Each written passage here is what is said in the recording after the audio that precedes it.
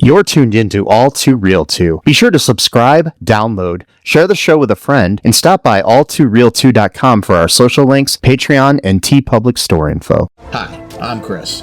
And I'm Jeremy. And I'm Fergal. And we're from Movie Smash. Comic book movies are having a golden age right now with the MCU. Movies based on comics aren't necessarily a new thing, but they're a big thing. Join us every other Tuesday on Movie Smash. We explore these movies and find some hidden gems. Every other week, we revisit some of the best. And some of the worst movies based on comics or graphic novels. Was Green Lantern as bad as you remember? Heck no! Is Time Cop the most accurate time travel movie ever created? Absolutely. Was Mystery Men way ahead of its time? Should they be revisited? Should they be forgotten? Join us on Movie Smash and find out. Listen wherever you find your fine podcasts.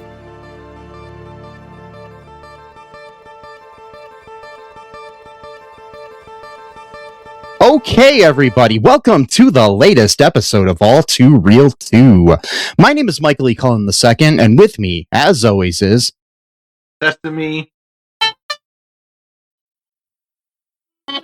and Carta.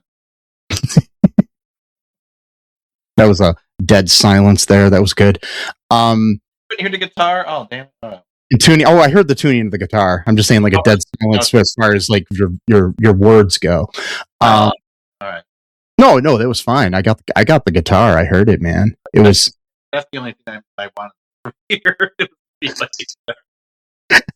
not my name. So today on this episode, we're going to be joined, or as I should say, I'm going to be joined by Keith Coogan, who's known for classic films like Adventures in Babysitting, Don't Tell Mom the Babysitter's Dead, Toy Soldiers, many other things. He's also the grandson of Jackie Coogan, who played Uncle Fester on The Addams Family. We talk about his family, about acting, and about what he's got going on now, what he's been up to. It's a fun look back at the nostalgia of the 80s and the 90s and whatnot. Let's check that out right now. Again, thank you for joining us here. You've had a great career of your own, like especially in the 80s and 90s, where you were like in some great cult films. Your grandfather, however, was Jackie Coogan. When did you learn about his significance and legacy? I'd heard the family talk, grandma's a dancer, grandpa was in a silent movie and TV star. I'm like, yeah, is he on Gilligan's Island? They're like, no, he was not on Gilligan's Island. I don't care. And Addams Family, I don't think it had really hit my radar. It was in black and white. I don't know. Yeah. So around 8 years old, they had a screening in Los Angeles for The Kid. Yeah. And they had, all these adults came there and everyone had to get dressed up and everything go down. I promptly fell asleep during the screening.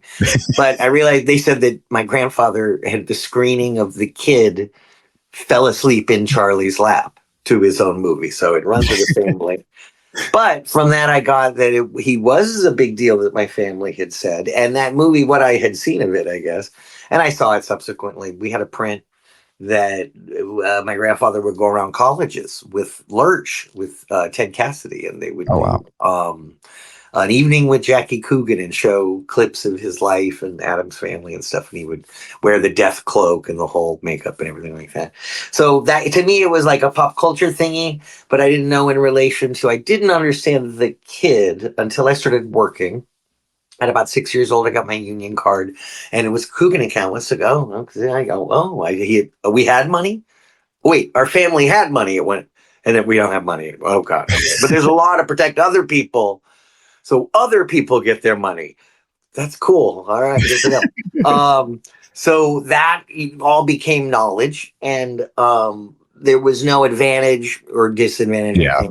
I was using the name Mitchell, the TV work, the initial 10 years or so of TV before getting into the movies at 16. And I changed it over to Coogan. And I think I'd already shot Silver Spoons, but we called production and said, could you change the credit? Because by the time I'd shot it, I was like, yeah, I'm gonna change it over to Coogan.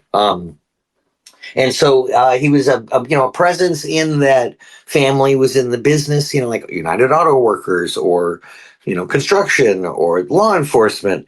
And so there's a generational passing on of what they can. A lot of it is really experience, and times change so quickly that, what is relevant on a silent movie set might not be relevant on an after school special. Yeah. Did you know him at all, or did you? Oh yeah. Yeah. We visited a lot. They lived in Palm Springs. And then the summers were so hot, they would come and just spend the whole summer with us, either renting a place close by or staying with us at one point. And I was 14 when my grandfather passed, so I got a lot of really good time with him. My grandfather passed around the same time, and he was like my best friend. So I was pretty, devastated by that. So it kind of shook me up. So your first movie was Adventures in Babysitting. What before that, I know you did a lot of TV and everything, but what pulled you into acting at such a young age, like when you were a little getting kid? Paid. We had fallen into, and maybe it was proximity. We were a few miles from where they were shooting a McDonald's commercial. They needed a stand-in, just the kid to stand so they could be hiding and stuff like that. So we went. My mom overslept, and she's flying into San Jose. And we get, I do the time, and the director wanted to use me in the commercial. He goes, "This kid's great. Let's use him." And my mom's like, "Yeah, you hire the other kid. It's not cool to do that." So he said he'd use me for something else, and it didn't happen right away. My mom's just trying to get paid and I wasn't union. So it was really hard to try to get the paycheck and everything. So we went to an old kid agent, Don Schwartz, and he didn't forget about trying to get me paid. He's signing me up to send me out on a bunch of commercials and stuff. And my mom goes, whoa. What about these 8 hours? He goes, screw that. We got Jackie Coogan's grandson. So she goes, fine. He won't use the Coogan name, and we'll see how it goes. And it went that I just booked a bunch of commercials and started to do guest appearances, just working my way up the ladder and auditioning for everything. You audition for everything, but as you start to book, you kind of gain precedence for salary and clout. There's a Q rating in Hollywood back then amongst TV. They just ask people your name, or they show you a picture, and people either go, "Oh, I know who that is," or they don't. And I was on TV a lot as a kid. Might have blown some chances to be on some of the films with directors that prefer to work with people that are undiscovered yet. So by the time I'd done the Waltons at 9 or 10 years old, I was not undiscovered. And it was interesting because I don't think people knew what kind of an actor I was, because in Waltons, it was kind of a drama. Yeah. And I was a brat. I was a big brat. So it's fun to do. I don't know. I didn't fall into the beefcake, cheesecake, handsome guy. I'm kind of a nerd, a dork, a dweeb, a geek. And so auditioned for those kinds of roles. I hear you.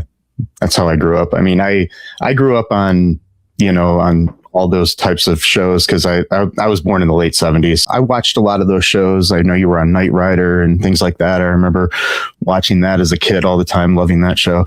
Me too. I love Knight Rider. And it hadn't aired yet. It was only in a couple of the sci-fi or, magazines. Yeah. And so I was very excited to take part in Knight Rider, and, cheesy show for the time, but just the concept of a car that can talk and is self-driving. Totally science fiction. That would never happen. Yeah, it did. It did. Yeah, a lot of things on shows like that are like, man, I've got a Star Trek t-shirt on right now. Predicted a lot of the things that we've had now, which is interesting. Yeah. So yeah. And with Spider-Man. Yeah. I almost wore my Spider-Man shirt today, ironically, but yeah. Star Trek is pure tech. Let's try to kill God. And Star Wars is pure faith. Let's try to find the balance of the Force, and it doesn't matter the tech. I always get the question, like, which do you prefer? And I'm like, I like both of them. It's possible to like both. So, well, yeah, because the foundation of Star Trek, I grew up with the TV series, the original TOS, the original series, and I didn't know the difference between what season. I knew ones I liked. I liked the one with the little pancakes on the wall that attacked everybody. That was cool. Tribble, maybe I like the Tribbles one, but that guy is just so annoying. Kirk is always getting his. I loved the anytime travel, anytime they went to gangsters or Depression era or westerns or anything like that. That was a good ride. Yeah, I always love time travel stories, even if they are totally flawed in logic. How did you? I saw like Adventures in Babysitting was like your first movie. How did you get that film? So the audition process through agent and the casting directors, Jane Jenkins, Janet Hutchinson, had put out the want for Brad, and they were doing a nationwide search for the babysitter. And you read for them, and they put you on tape, and then you meet and read for the director. And then there was screen tests and mixing and matching. So you're going up with different babysitters, and they've got different Brads. And me and Anthony Rapp even had swapped at one point. I'm reading for Daryl, he's reading for Brad, and we swapped back again. And made it through the gauntlet of the auditions, and that was a lot of work just to do that part. I felt we'd already shot a few of the scenes already, and then we did 2 weeks rehearsal, which is really unheard of for movies. The only other movie I had rehearsal on was Toy Soldiers. We had a week of rehearsal. So with 2 weeks rehearsal, we acted out the script, and the direction by Chris Columbus was, you guys are the straight man, everyone else is the wacky, zany, or whatever. You guys just react how you'd really react, like kids would really react. Don't go over the top. You guys just play it straight. And as we're doing that, we're kind of smoothing out dialogue and coming up with other lines, and they're writing them and the thing. And so we've kind of improv our way into the script that you saw. We didn't really improv on set. We did all of that work during the rehearsal period. And then we were ready to shoot. We took a little Christmas break, came back after the new year, and took about 2.5 months. And the movie came out late June, early July, for the July 4th weekend that year. So I turned 17 a week and a half into shooting. It was a teen event horizon. Yeah, I read Anthony Rapp's book where he talks about the shoot on that and everything. I've met Anthony a couple times. He's a really nice guy. Did you see like that, initially the chemistry that all of you would have on that set? I felt it while we were rehearsing. During rehearsal, if it was me or Lisa, which we all call Elizabeth Shooch Lisa. Yeah. Or the producers or the director or the writer, anyone was around, go, oh, this would be funny if we try that. Maya would say something. Anthony, if anybody's had an idea and we'd run with it and got it, laugh, and we've cracked us up. So immediately we knew that we worked together really well as a team. And now just plop us in all the cars and the tow trucks and the stolen Cadillacs and on the roofs and on the streets and on the buildings. And we'll be fine. And everything around us is just truckloads and truckloads of gear. Shot maker, light maker, pros, all the lights and the cranes and just dollies and a healthy. The thing about the Touchstone movies, their rule was you can't spend over $10 million on the budget. And so, that was at the time what you call medium budgeted. Stakeout, Splash. Yeah, Ruthless People, Outrageous Fortune, all Touchstone movies and all made within that $10 million budget range. And so the reason Chris Columbus chose Adventures in Babysitting to do as his directorial debut was because it had a modest scale. Cars and trucks and streets and kids and buildings. Yeah. Didn't have a lot of explosions or spaceships or anything like that. So it was a manageable scale. But it was still a lot of cold night work. It's hard to believe that was his first film too. It's just because it just gelled so well together. Everything. I watched it again the other night. I watched that, and then I watched Don't Tell Mom. The Babysitter's Dead. I watched those just to kind of brush up. Hadn't seen them in years, but they both hold up so well. Thank you. I think that it's movies from that era tend to I think there's some that don't hold up, but most of them tend to hold up from especially the teen films of that era. What was it like on Don't Tell Mom?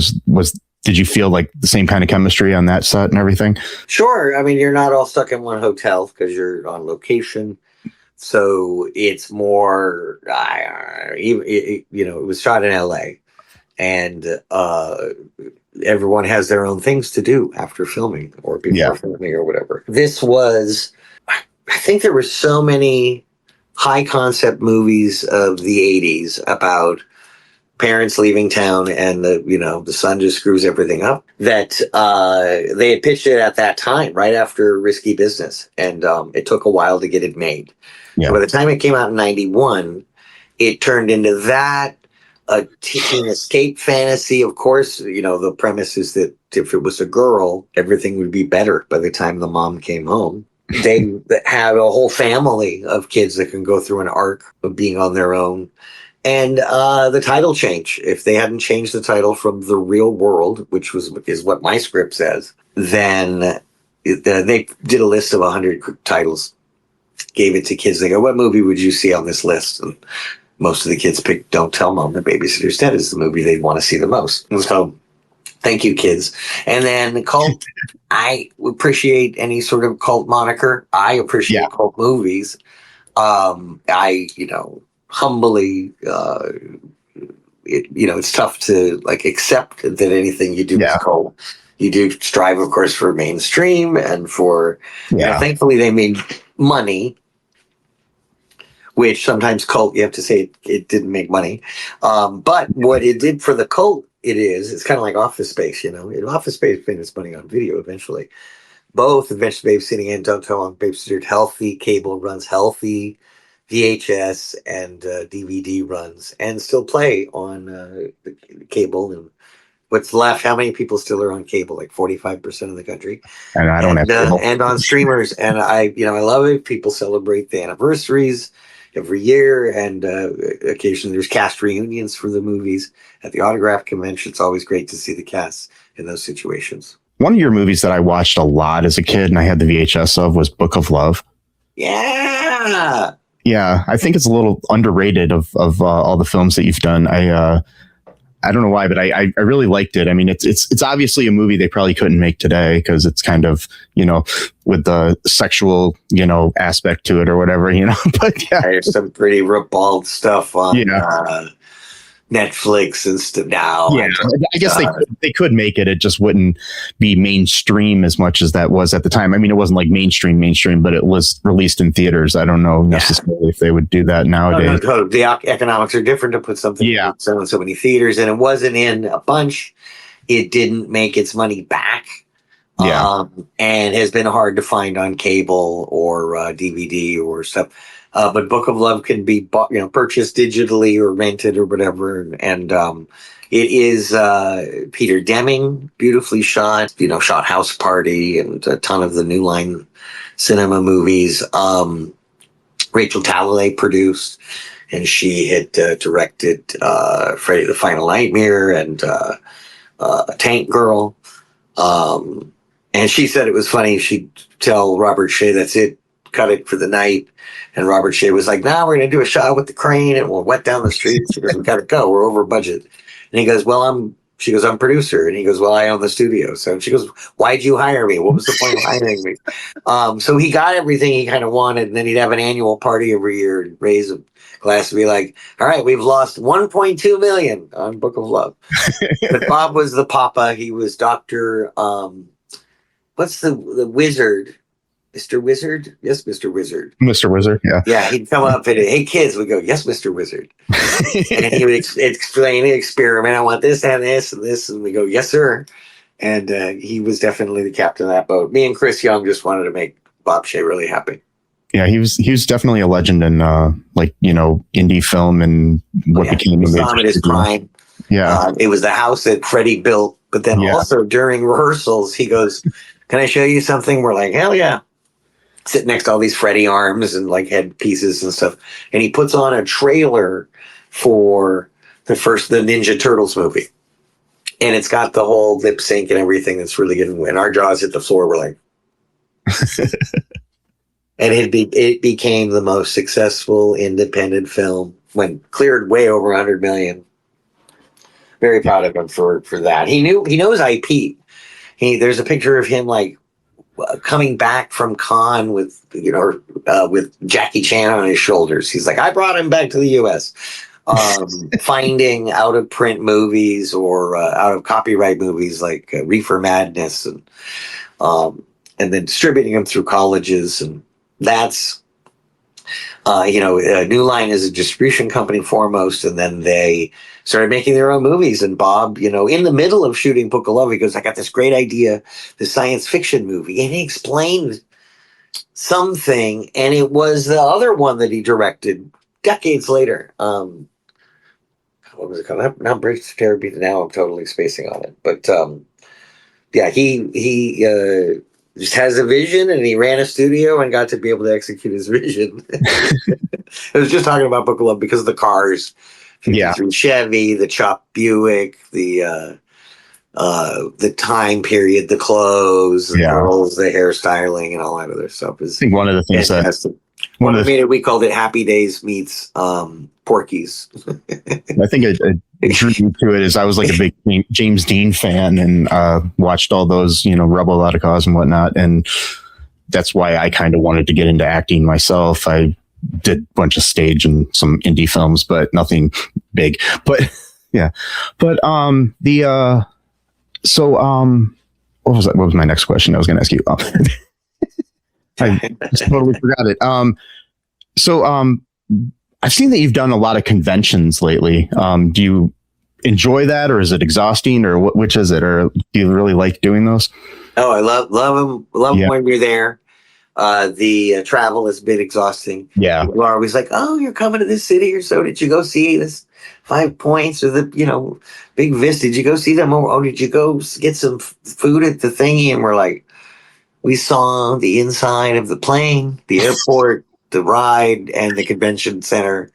I think there was a hotel involved. And so that's dizzying. But we love a good convention because that's where people can really share that nostalgia. I think I was really lucky that a lot of the films I was in was during the days where you had to drive to the Blockbuster store and pick one out and wait in line and hold it in your hand. It's the tactile thing, holding it in your hand, and a little effort to go see it.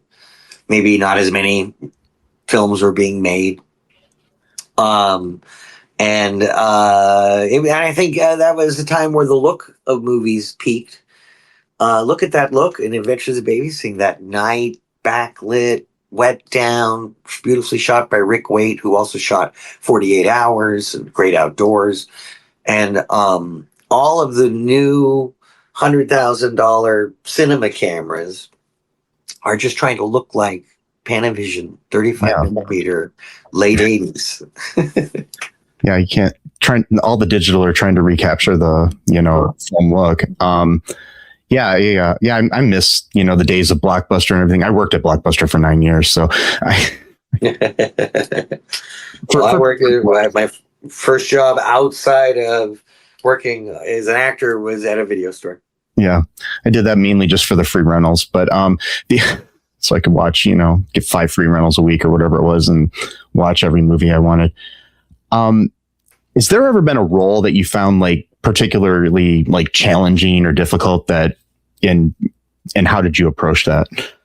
If you did? I only something that I think I was miscast for, didn't understand, took the project last minute just for the money. Yeah. Forever. Co-starring Sally Kirkland, Sean Young, Steve Railsback, Diane Ladd. My goodness. What a interesting film. A ghost story involving Mary Miles Minter and William Desmond Taylor and old Hollywood and new Hollywood. We were get sued if we mentioned Charlie Chaplin, so he was Buddy Baldwin. But they had like a Fatty Arbuckle, and oh god, it was so poorly shot. In like 18 days, I think we shot it in, and I saw the producer throw like a hot cup of coffee right in the director's face one day. I just knew it wasn't going well, but the checks cleared, which I was really happy about. But it was a good lesson too, because nobody's really seen it, and I will never do a movie just for the money. Yeah. That partially. I'll do it. I'll still do the movie for the money, but not just for the money. Yeah. I'll lie to myself and say there's some artistic merit to it. Got to find something in there. Well, fine, but I learned a great lesson because number one, it was great to work with Sean Young again. And we had worked, prior on Cousins, and Steve Railsback, what a legend. There was other great character actors out there, fantastic. But it was Sally Kirkland who, and I grew up in the world of commercials. We got to hold the prop and do the thing and say the line and be just dead on. Kids wasting time. So Charlotte Kirkland never said the same line twice, never stood in the same, never did it. Every take was a different take. Yeah. That I learned to be in the moment from her, to really listen to your actor. Because with her, you don't know when she's going to stab you. You got to really keep your eye on Sally. Yeah, it's kind of like almost like a battle. Yeah. I've worked on stage with some people, and I've seen where they just get into the rhythm of things, and then they kind of like are missing the point of the emotion behind the character. And it's fine, you got to memorize your lines and everything. But I've been in some like stage productions where it's just like, okay, come on, wake up. You're not just reciting lines. You got to be in the character. What advice would you give to like younger actors today that are trying to start out? I know that there's a lot more opportunities now and stuff than when you started. Oh, this is me trying to stand. Yeah. So they should just do it. It's democratized now. They're going to have to do something to be found and discovered. Yeah. There's 15,000 people seen and tapes sent in for each part. There's 8,000 speaking roles a year. Only about 2,000 or 3,000 make a living at it, and there's 170,000 Screen Actors Guild members. So there's, influencers are going right around the whole Hollywood thing and going right to the old school ways. They're going right to the advertiser. Because back when TV started, it was the Texaco Theater. It was the, the Crest Radio Hour or whatever. And so now they are meeting with the money, which has been missing ever since these streaming services said, hey, if you pay a little extra, then no ads. So really, $5 a month more is making up for all of your lost advertising revenue? I don't think so. No. I think they're taking a bath on anyone who kills the ads. Because that's the only way they're making money is off of the ads. And that's the old Hollywood trinity: audience, advertiser, producer. Advertiser gets the producer the money, producer airs something for the audience, and then there's a commercial. That's you're paying for it. So if people don't want ads, then, HBO was great when they were just licensing stuff. Same with Showtime, same with Z Channel, an early cable box. Yeah. Psycho, great channel with uncut movies and stuff. The uncut version of Heaven's Gate, uncut Superman, and all these great movies. Now with digital distribution, there's really no event. I know that studio heads know that there's a difference between a movie with movie stars that was in a movie theater and promoted as such. Yeah. That has a value when it hits streaming. Like, oh, it's coming out. Maybe people sign on to go see that. But everyone's, I think, signed on to what they're going to be signed on for. Yeah. And the economics went to those companies that are most in debt. From hundreds of millions billion with a B. That's right. Yeah. Apple has $100 and something billion worth of debt. Sony's at $31 billion. Netflix is at was it 14 billion? Maybe 13 billion. They paid some of it down. So that debt just went to go pay all of these A-list stars and filmmakers and cinematographers and directors and producers. Hey, let's get Scorsese to do like a 4-hour movie about oil rights and, indigenous. Okay, cool. Throw it at them. How the hell do they make their money back on that movie? I can't. So, it's turned into a tech race, and they're treating these media companies like IPOs and tech companies rather than film factories, and they should just get to the business of making movies. Let the market sort it out. Maybe you charge more for a big action movie, but you charge less for, a Big Beautiful Journey. You charge less for a romantic comedy. You charge less, depending on the budget. On budgets under 10 million, I'm paying under $10. They're charging $50 a ticket for Dune 3 Christmas showings in big cities, 70 millimeter IMAX and all that stuff. And of course, those tickets sold out; they're gone. Yeah, you can still get them for like 38 plus fees and the thing. And so it's gotten people are comfortable at home with their big screens. And then they're writing things now for second screen type people, like where people are scrolling on TikTok or whatever. And, you got to basically explain things like in dialogue as opposed to actually showing, which film is actually a visual medium. But you've got somebody being like, yeah, and now we're going to go to the store and buy this thing. And then, and then they do that. And you're just like, okay, so why did you tell me you're doing it? Just show me that you're doing that. So they're not holding the audience's focus. They're not holding their attention. So something in the writing, the story, the setting, the pacing, something in the camera movement, something they go, oh, I'm out. Let me look at my phone. Yeah, you got to grab them by the nuts and you got to hold them all the way through the movie. And that they just don't make movies like that anymore. They really smooth it out. They asked me, casting directors, time and time again and stuff. They're like, do less. No. Just smooth it out. Do less. And I'm like, well, what's the point? Yeah, like I've noticed that when I watch like Adventures in Babysitting or Don't Tell Mom, I actually put my phone away, watched it, because a lot of times I'll be looking up trivia about the movie or something while I'm watching it. I didn't do any of that during those. Or we review a lot of movies for our podcast, both good and bad movies.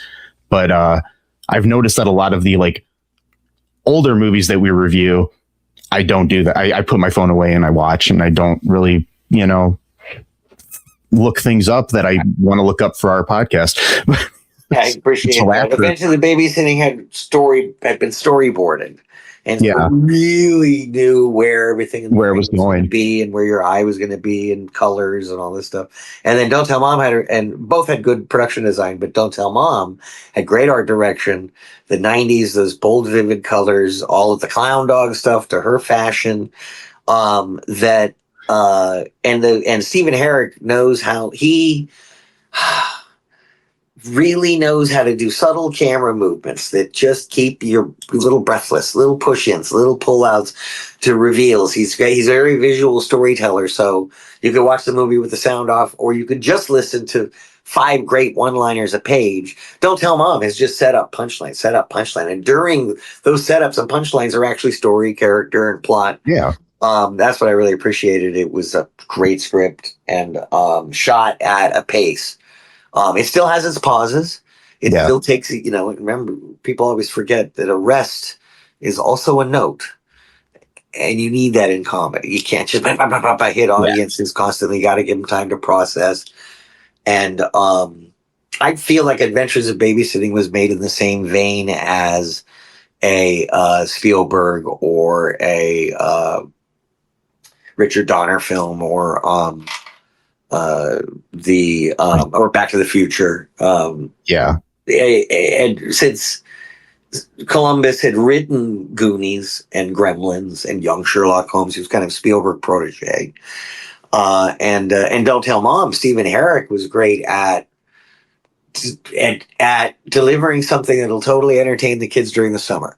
You get them in the seats. He goes, you give me 93 minutes with these kids and they will have learned something. They'll have had fun. A lot of stuff will have gone over their head. If a parent happens to get in the audience, they'll go like, oh, that's camp fun. That's really fun.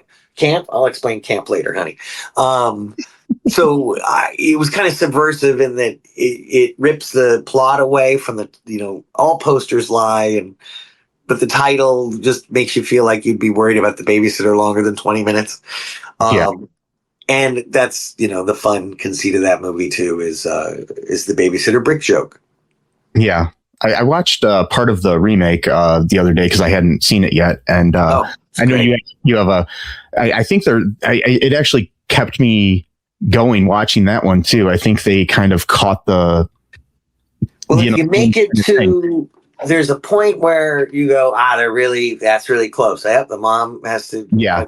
Yep, the kids are, each of their kind of things are a little compressed because if you notice, there's only 4 Crandall kids instead of 5 Crandall kids. And that's because there's only 4 Crandall kids left. We lost Christopher Pettit years ago. Yeah. So they kind of smushed Zach and Walter into one, and it was brilliant. Each of those kids are phenomenal in that movie. Yeah. Wise Beyond the Years, I think they're all reincarnated.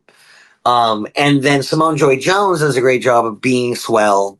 First time you see her, she's wearing Kenny's jeans.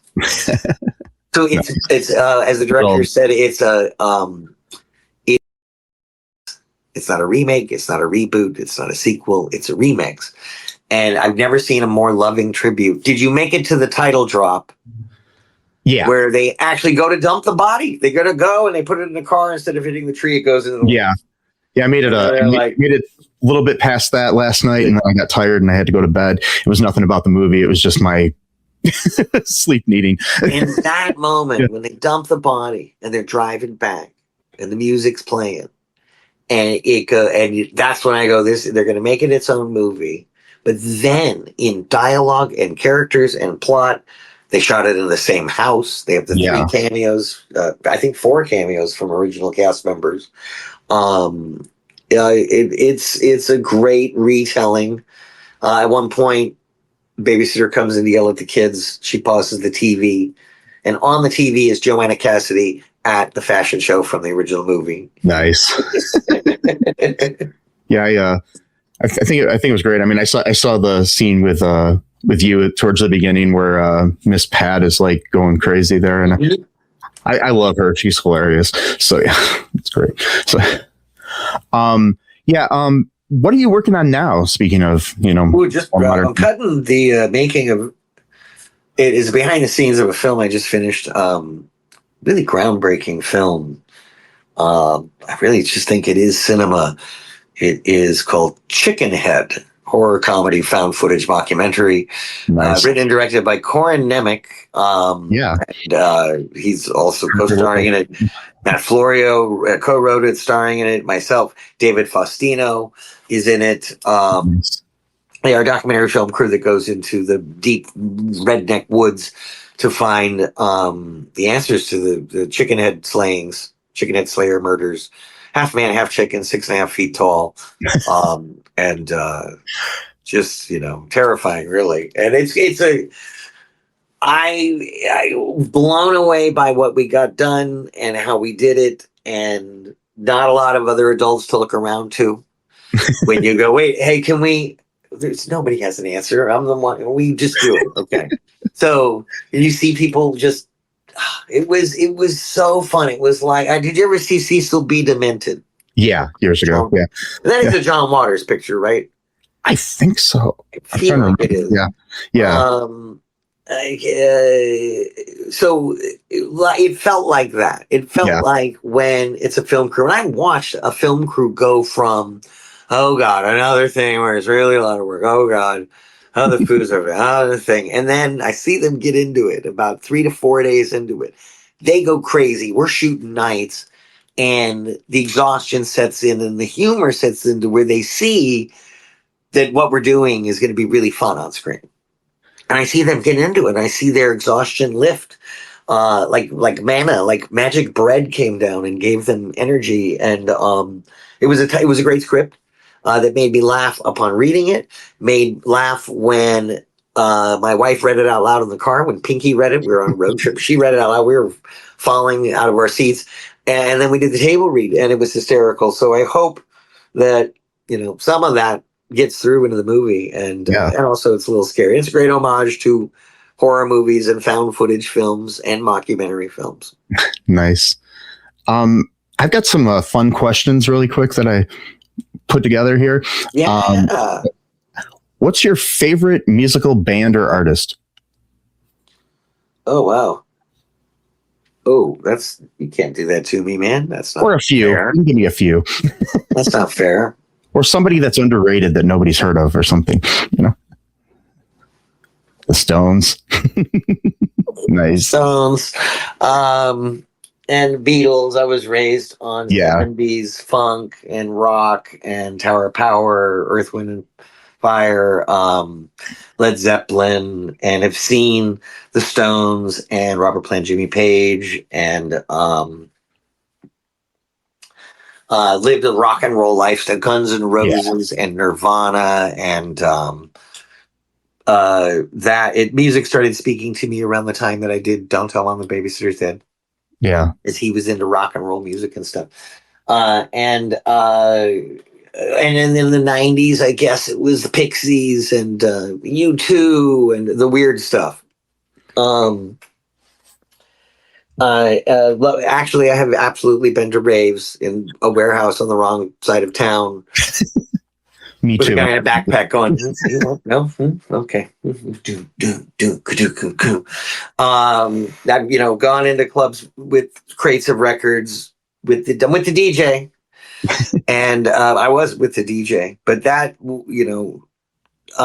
so music is a huge part of that. I think. Yeah. People growing up, whether it's Les Miller, Les Brown, Glenn Miller.